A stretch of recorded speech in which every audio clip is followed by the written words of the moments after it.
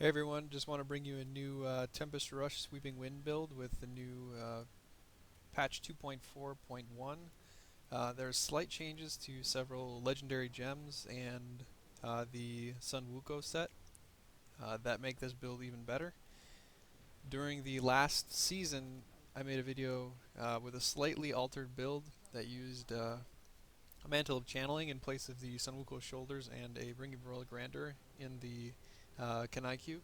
And Um, now, however, in order to push into higher GRs, you can use a Unity for a little bit more damage reduction. I'll get into the skills a little bit later, but I just wanted to highlight the changes between the two builds before we get into it. It's a great time to try this Sweeping Wind Tempest Rush build just because of the buffs to the legendary gems themselves and the Sun Wukong changes.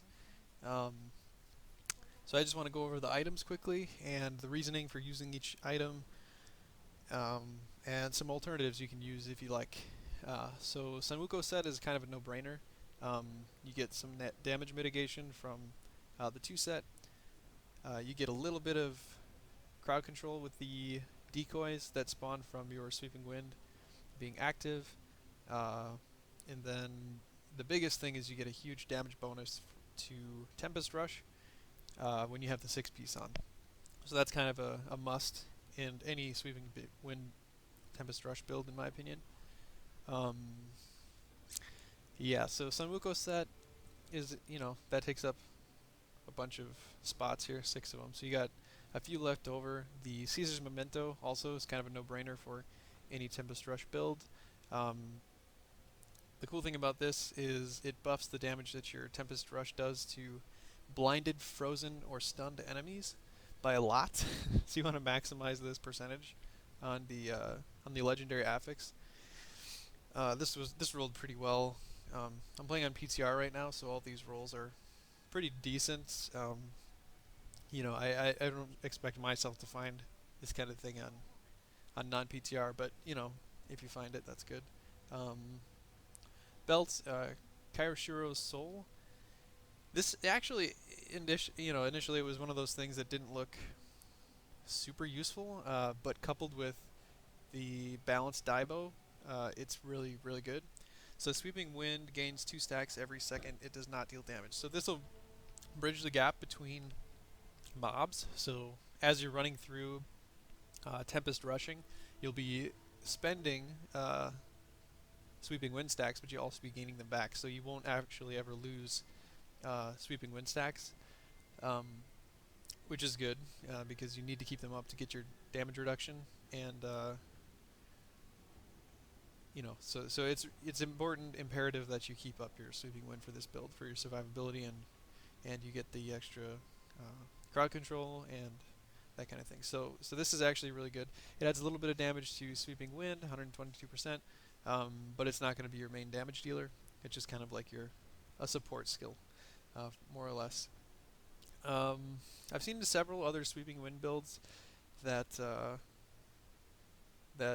use different items to generate spirit, and a lot of people use the Mystic Ally boots, the Curtis boots. But I find that you need to sacrifice a lot of stats and passives and everything else to kind of get your spirit regen to the place it needs to be in order to actually, reliably be able to continuously Tempest Rush. I just went with a random. This can be useful at times. Helps you move around faster when you're low health. I don't really notice it that much, and honestly, if there were some Wuko boots, I would immediately wear those. Kind of like the Inna set, and then maybe get rid of the amulet for a Hellfire amulet, or the gloves for Frostburns, because Frostburns just got buffed a lot. Um, there's really nice synergy between the 50% chance to have cold damage freeze enemies and the 20% increased cold damage. So, obviously you're dealing cold damage all the time. If they have a chance to be frozen, that'll help you a lot with Caesar's Memento. So this is also an option if you want to, in like a non-Greater Rift build, you could switch out the survivability from Unity, and then maybe throw on a convention of the elements, and then put a Ring of Royal Grandeur in your cube, and then you can wear this in your glove spot. Or you could go Mantle of Channeling if you want a little bit of damage reduction and a little bit of increased damage. It's up to you, but these are like kind of the main things you can switch in and out depending on what you need. So Vengeful Wind is also one of those things that maybe isn't necessarily obvious to use because it really only buffs the 4-piece. So you may think, is that really a damage dealer in the set? It's really not, but it turns out that if you only have 3 stacks of Sweeping Wind, it doesn't reliably stay up. And I mentioned the synergy between the Balanced Daibo and the Kairashiro's Soul earlier. The synergy is, when you're hitting mobs, if you're hitting 3 or more, if you have at least a 50% chance to, if you hit 4 or more, excuse me, if you have at least a 50% chance to crit, each crit is going to generate a new stack of, is going to have a chance to generate a new stack of Sweeping Wind. And so, you're going to be generating Sweeping Wind fast enough. And when you're hitting 3 or fewer, you're critting every time. So you don't have a Sweeping Wind maintenance issue. They'll keep refreshing themselves, and you'll stay at 10. As you can see, I'm just standing here right now. This is because of the belt. But increasing the stack count to 10 will ensure that basically, no matter how unlucky you get with generating stacks of Sweeping Wind, you'll always have, some amount up. You'll never run out, and you'll see when I posted a Rift 70 will be following this video directly. You can see kind of how the build plays and how it works. You'll see that I don't really drop below, I don't know if it's 5 or 7. Very rarely do I drop below those numbers of Sweeping Wind stacks, just because of how the gear works together. So yeah, in the Kanai Cube, I have, like I said, I put these boots on. If I had Sun Wukong boots, I would use a Hellfire Amulet or Frostburns. Obsidian Ring of the Zodiac is definitely a must in this case. It really makes it so that you have permanent uptime on Epiphany, which is incredibly difficult to do, but you can do it in this build. And also 100% uptime on Blinding Flash. Now, Blinding Flash is really important in this build, not only because it debuffs the enemies, it amps them to take a lot more damage, but also I took Crippling Light, so it reduces their damage that they do, so they'll be amped for a short amount of time, they'll take a lot more damage, and then they'll do a lot less damage for a longer period of time. You see 3 seconds and 5 seconds there. They'll be amped for 3, and then they'll be debuffed for 5. So, that'll be on a short cooldown because of Obsidian Ring of the Zodiac, and actually you can keep monsters debuffed pretty much indefinitely if you're, sticking around their immediate vicinity. And also, I want to mention this. This is kind of the key of the build. This is the reason I can get away with not using Curtis Boots. This is the reason I can get away with using, other passives that don't kind of, really cripple me in terms of survivability and that kind of thing. A lot of times you got to use different passives to make up the spirit regen or spirit generation or that kind of thing. With blind on such a short cooldown because of Obsidian Ring of the Zodiac, you're going to be blinding enemies every, few seconds. I don't know how many it ends up being, but very short amount of time. A couple seconds, definitely not enough time for you to run out of spirit, especially because you have permanent uptime on Epiphany. So you're going to be using Epiphany, getting tons of spirit regen from that, and then you're going to be using Blinding Flash. As you slowly decay in spirit, you just, hit blind again. Not only does it debuff and amp everybody around you, but it refreshes your spirit regen, or your spirit well. So you don't really need spirit regen in this build. It's a little bit of a unique way to generate spirit, and you may be skeptical, but after watching the 70 Rift, you'll probably be convinced that it's, sufficient. But I'll leave that for later. I wanted to go over the stat priorities on the items. All these are upgraded. All of them that I could upgrade are upgraded with Kaldasan's Despair. But the stat priority on, I'll just go down from top to bottom. The Helm, Dex Vit, Crit Chance, Single Res, Amulet, Dex, Crit Crit, Single Res. Basically, it's a single res build. So if you want to, if there's anything useful that could be on an item, like a Crit Chance or Crit Crit or, reduce damage from elites or any of that, you want to get that extra stat to make use of Harmony. That's going to be one of the passives. So I'll just like kind of hover over them, and you can see like what each one of them has. In the shoulders, you're gonna need reduced cooldown. I would say 8 would be ideal, but this is 7. That's fine. 8 in the gloves too. So Dex, Crit, cooldown. And surprisingly, the Obsidian Ring of the Zodiac, you want to opt out of the attack speed because you're going to have plenty of attack speed from other sources, and the reduced resource cost is really important in this build because as you increase your attack speed, you drain resource faster as you're Tempest rushing. So basically, you end up either having not enough spirit to maintain Tempest Rush because you're draining it too fast, or you just reduce the resource cost of Tempest Rush itself. Because you don't want to reroll crit chance and you don't want to reroll cooldown, so you have to reroll resource cost or attack speed. And to make this a much more enjoyable build to play, you really want to reroll attack speed. And like I said, you'll get more attack speed from other things in the build, so attack speed is not an issue. But just keep that in mind. That's my recommendation on there. Belt, you probably want all res and life percent as opposed to single res, just because there's not really much else. I guess you could go armor or something, but it's not necessarily that important. Dex Vit. Maybe you could go life regen. I went armor. Either one could be fine. You want Tempest Rush damage on your boots and move speed. Cold damage obviously on your bracers. Crit chance. On your Unity, yeah, this is a pretty low elite damage one, but I would probably wear the Unity as opposed to the Convention of the Elements, just because you get extra elite damage, which is really nice.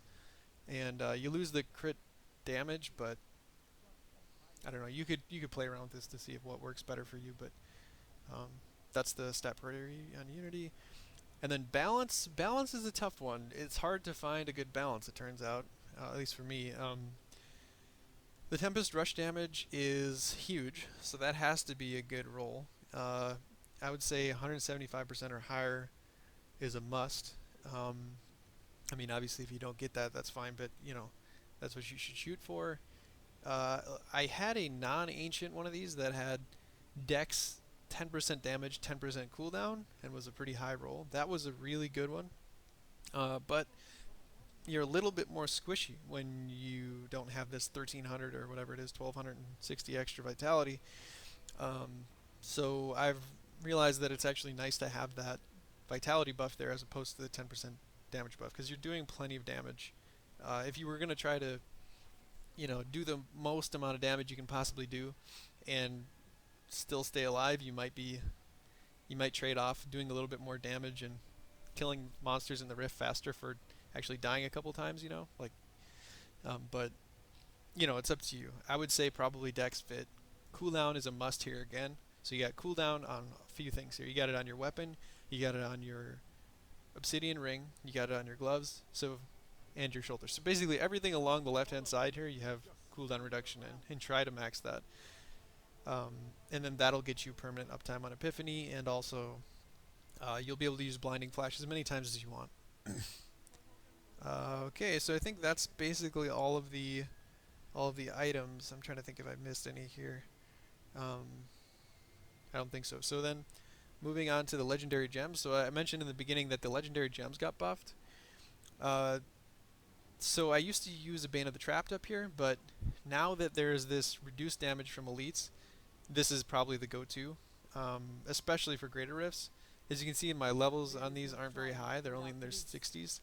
So these bonuses would get better. The dodge chance would get better, the damage would get better in Taeguk, and the amount of time you have to chain elite packs together, this buff would get better also. So anyways, what I'm trying to say is all these legendary gems have an offensive bonus and a defensive bonus. The offensive bonus here is as soon as you kill an elite pack, you now effectively have a 35% increased damage to elites and a 15% reduced damage taken from elites. So that's really good. That's a must, in my opinion. And then you get your Taeguk, which gives you percent armor and percent increased damage per stack, and they reworked this so it's only 10 stacks. So really, there's very little penalty for losing these stacks, which makes it even more kind of viable for this build. And plus, now it's only a channeled skill bonus, so it's like a no-brainer. You basically want to use this gem. And then the Gogok of Swiftness. How Tempest Rush works is if you increase your attack speed, like I said before, it'll drain your resource faster, but you'll do more damage per tick, like a lot more. So as you increase your attack speed, with these 15 stacks, you'll be doing more damage, but you'll be losing spirit faster. But also your cooldown reduction will be increasing, and you'll get dodge percent. It's like another no-brainer for these kinds of like channeled skills. You want to have this kind of offensive plus defensive gem that stacks with channeling, or with this is on attacks, but you're going to be hitting stuff. So yeah, that's the legendary gems. Like I was saying before, if you were using these in like a Nephilim Rift or something and you just wanted to get more damage, you could switch out the Bane of the Powerful for like a Bane of the Trapped if you wanted. I don't know if it would help you too much, because I don't know. I had one that was level 60 something and it was only like a 30-some% increased damage anyways, so I guess you'd be doing more damage to white mobs, but you'd be doing about the same amount of damage to packs, but just taking more damage. So I don't really know that Bane of the Trapped is very great in general, but you can switch it out for Bane of the Trapped if you want, with very little consequences. Alright, so now I think I'm going to talk about the skills a little bit. That was the item build. So the skills are, as I mentioned, Tempest Rush. Everything revolves around Tempest Rush and Sweeping Wind. And so you're going to use the Flurry Rune for cold damage. What this amounts to in game is it's essentially a Whirlwind monk build, but at the end of your Convention of the Elements rotation, when it gets to cold, you have like a huge nuke. So per tick, after you blind enemies, you're going to be doing like, to white mobs, it's going to be like around 2 billion per hit, like tick, tick, tick. Each one is a 2 billion. And then at the very end, when you get to your cold rotation, or if you're attacking a pack on your cold rotation, each tick is like 8 billion per tick. And then, if you release Flurry on a pack, it's in the hundreds of billions after only channeling a few seconds. Like I said, if you're on the cold rotation and if you amp them with blind. Yeah, okay, so that's obviously Flurry Rune. So then Dashing Strike, I use Blinding Speed because you get more dodge. If you need to get out of somewhere quick and there's a lot of archers around, or you just want a little bit more survivability in a tough spot, just right click and you'll gain a bunch of dodge. Plus it's cold, so it fits the build a little well. The damage isn't anything to write home about, so it's not a huge deal that it's cold. But if you wanted to run around faster, maybe in a Nephilim Rift or something, you could go Way of the Falling Star and get some more move speed, but I go Blinding Speed. Crippling Light is basically your best friend for higher GRs. You want to get the reduced damage after the blind wears off. So yeah, again, this is a no-brainer because it not only debuffs them, it amps them, and it's your spirit generator. So there's like Blinding Flash is really the cornerstone of this build. And then Mantra of Salvation, you want to get more resistances, and you want to have dodge percent. This is going to be an active, so really you'll see in the 70 Rift you're gonna have situations where Blinding Flash and Epiphany are being activated on cooldown, and in between I'm activating Mantra of Salvation just to gain even more resistances and just to kind of, keep my survivability high, my toughness high, because there's going to be a lot of ground effects, and you got to be able to kind of run through them on some level in order to actually kill things. Um, so yeah, so that's necessary in my opinion. Um, Sweeping Wind, Master of Wind. You could go a couple different ways with this. In my opinion, the Inner Storm rune could be good. It's like another option in my opinion. You get a lot of spirit regen here, but like I said, the spirit regen in this build is based around Blinding Flash, and you really don't have any issues there. So Master of Wind gives you cold damage, and it also has a chance to freeze them. So if you are kind of Tempest rushing around enemies for a few seconds, it'll have a chance to freeze them. So here it says, while your vortex is at 3 or more stacks, enemies damaged by Sweeping Wind for 3 consecutive seconds are frozen. So that'll obviously amp them because of Caesar's Memento bracers. Anything frozen, stunned, or blinded takes extra damage. So that's a no-brainer in my opinion too.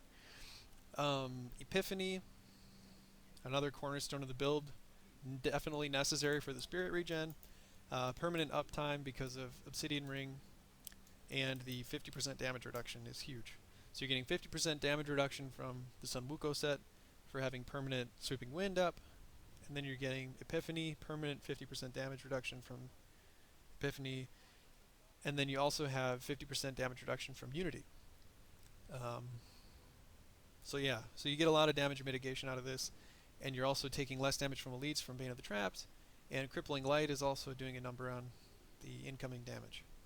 So that's the skill build. The passives, Siege the Initiative, same argument as Gogok.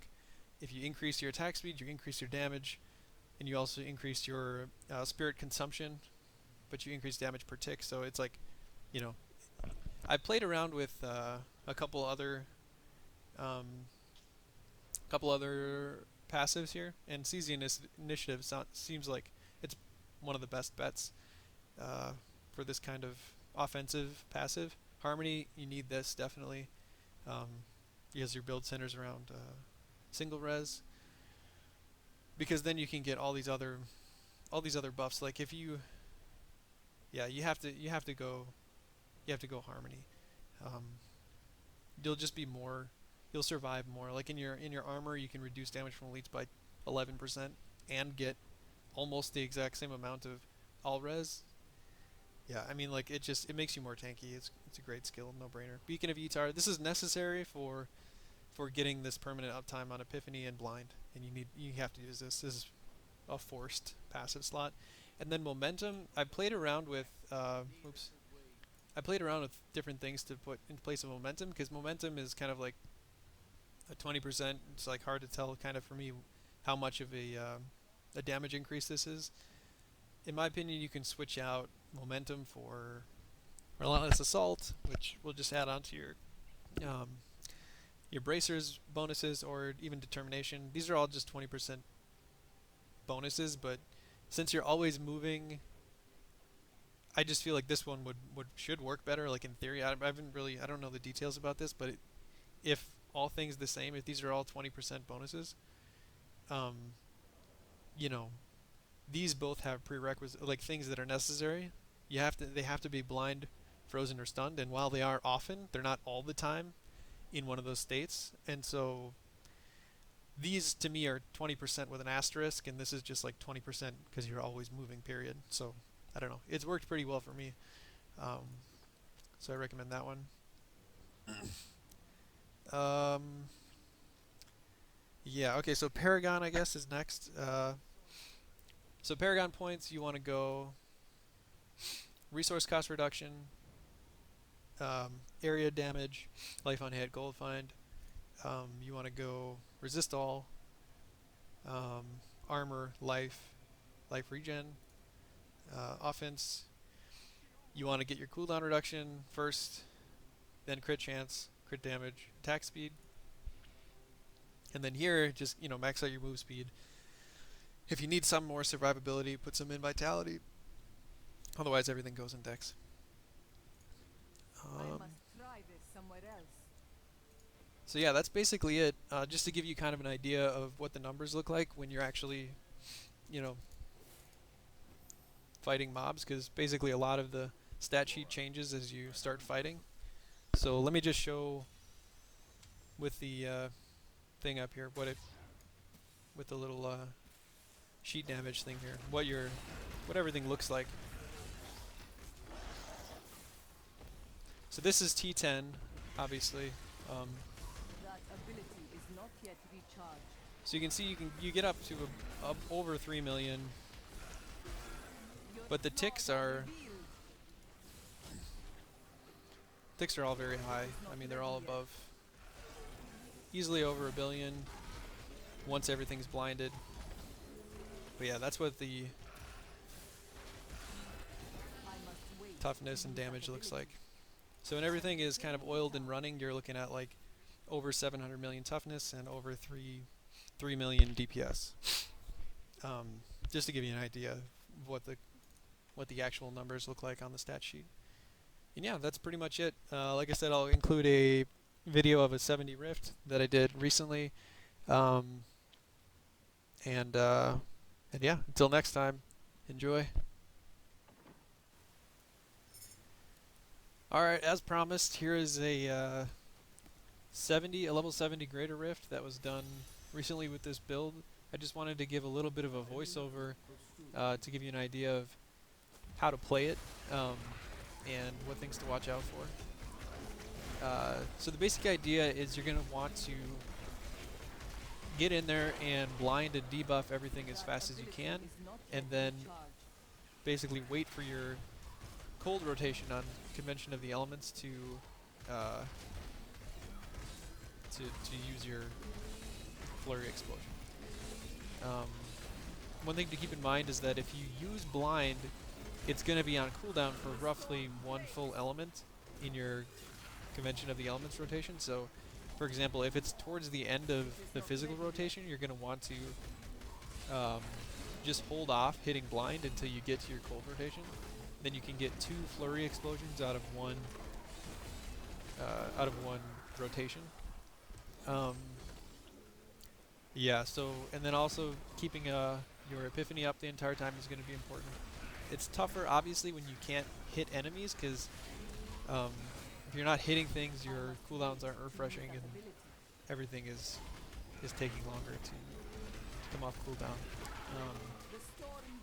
Let's see. So a big thing with this build also is the Bane of the Powerful gem. You're going to want to maintain permanent uptime on Bane of the Powerful, which will get easier if you have a higher level Bane of the Powerful gem. Mine's pretty low right now, which means I have to skip a lot of white mobs in order to get to the next pack. As you can see here, I'm kind of just skipping by a lot of white mobs. I kill a couple of them, but you know, you got to skip by a lot of them in order to maintain your. You can see here, I should have left these guys alone. It looked like a juicy enough density to kind of attack, but as you can see now, my Bane of the Powerful is going to run out. So that was kind of a bad move. You want to avoid doing stuff like that if you want to maximize your damage, because now I'm going to lose that 20% damage buff for a short amount of time here. So yeah, so don't do that. Yeah, so now I'm just skipping ahead to. So yeah, here's 2 packs. One's coming down from the top.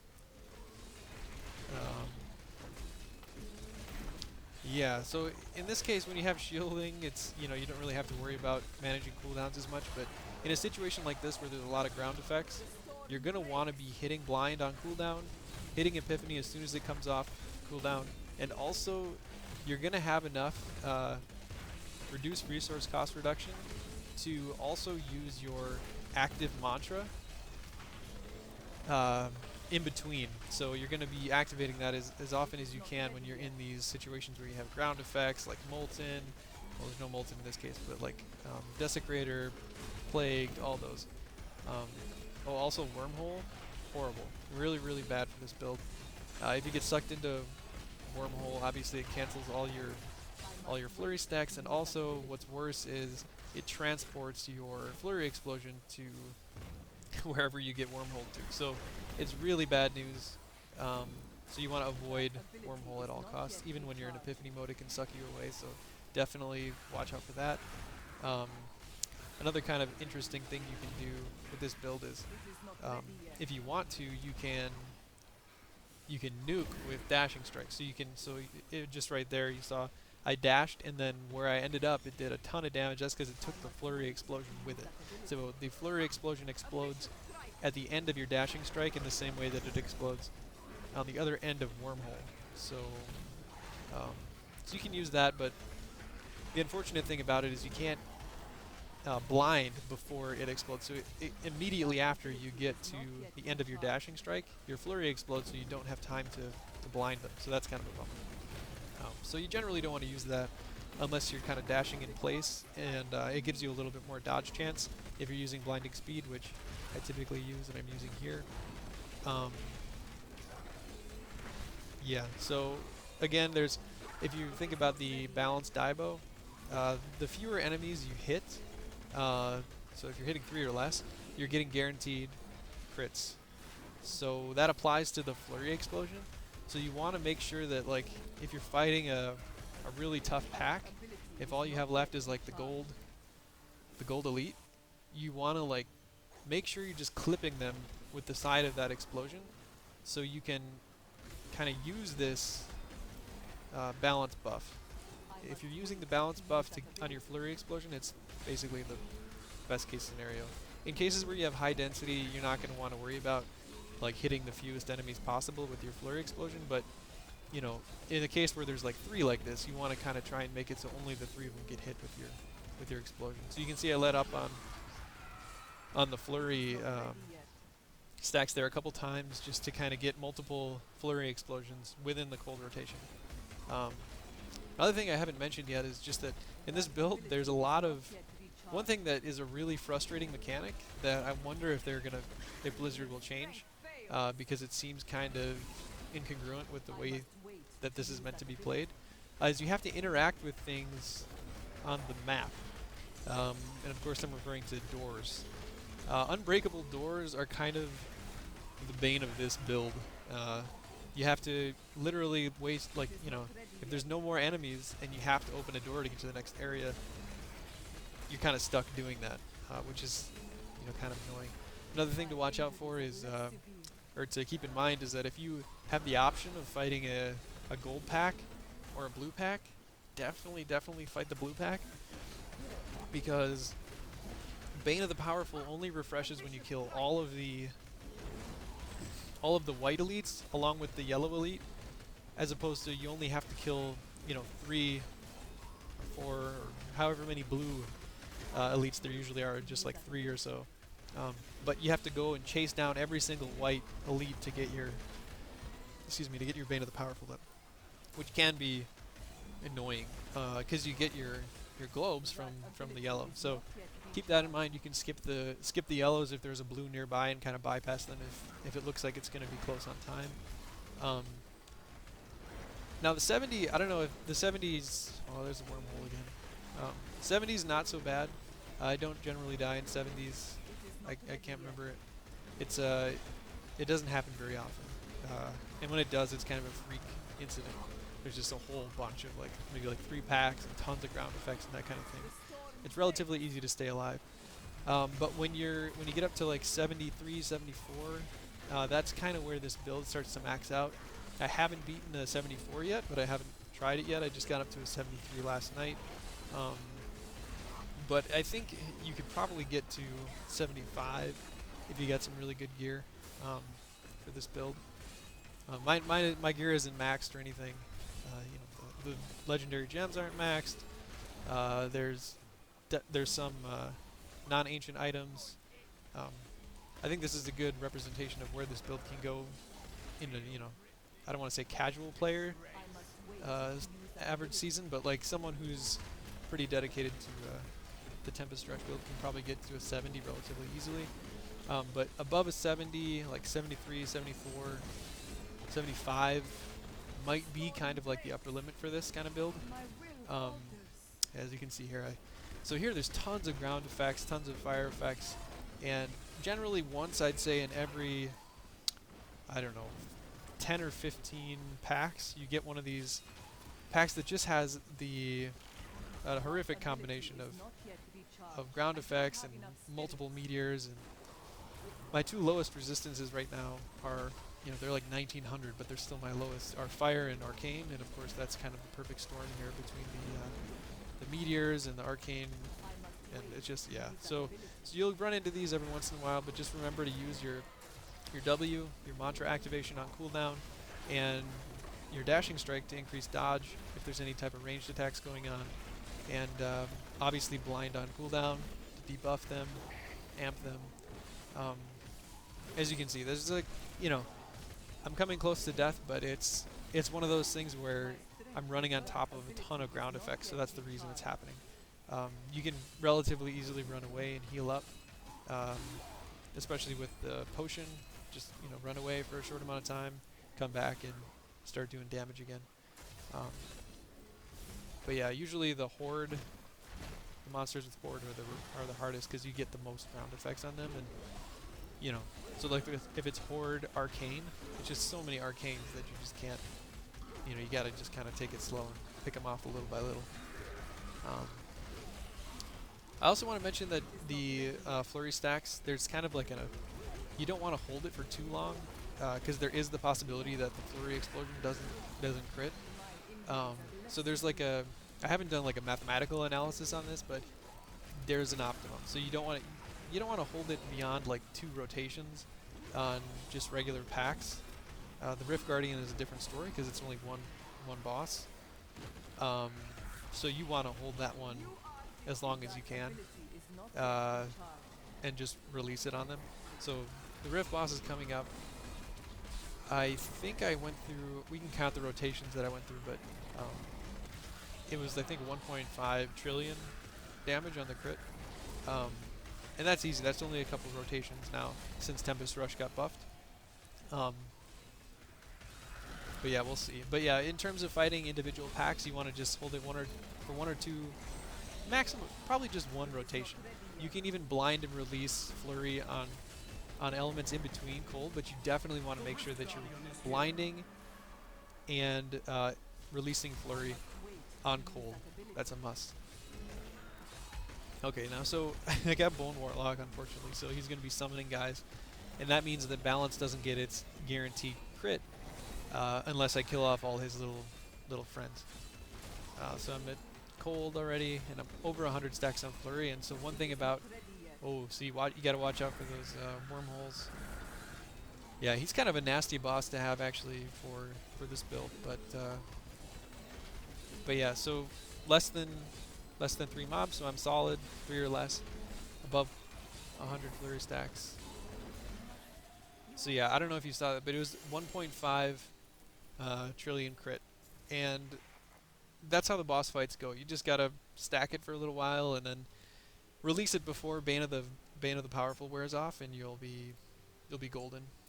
But yeah, thanks for watching and enjoy the build.